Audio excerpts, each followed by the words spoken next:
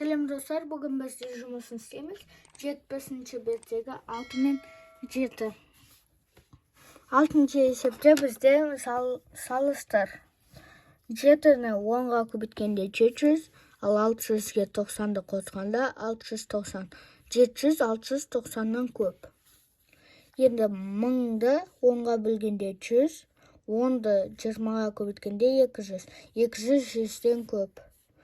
30-ды 2-ге көбейткенде 60, 360-ды 60-ға бөлгенде 6. 60 үлкен. 444-ті 9-ға қосқанда 455. 400 ал бұл жақта 450-ге 30-ды қосқанда 480. 480 455-тен көп.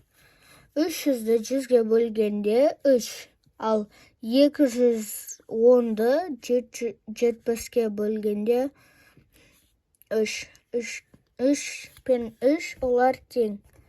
980-нен 900-ды алғанда 880. Енді 700-ден 100-ді бөлгенде 7. 80 7-ден көп. Енді 7-ші есептің асы. Бізде бұл жақта 1, 2, 3, 4, 5, 6, 7. 7 бөлік. Ал 7 бөліктің бір бөлігі бізде 2 метр. Барлық ұзындығы белгісіз метр. Біз оны табу үшін 2 метрді барлық бөлігіне көбейту керекпіз. 14 метр. 14 метр.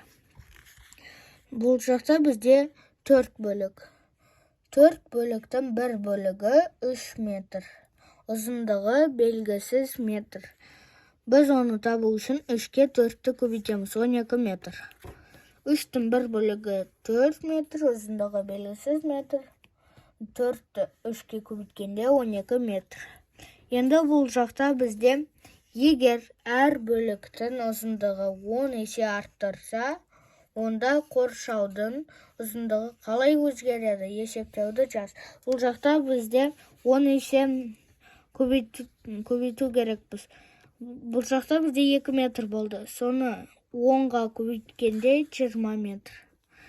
7-нің бір бөлігі 20 метр. Ұзындығы белгісіз метр. Оны табу үшін 20-ны 7-ге көбейтеміз. 140 метр. 4-тің бір бөлігі 30 метр. Ұзындығы белгісіз метр. 30-ы 4-ге көбейткенде 120 метр.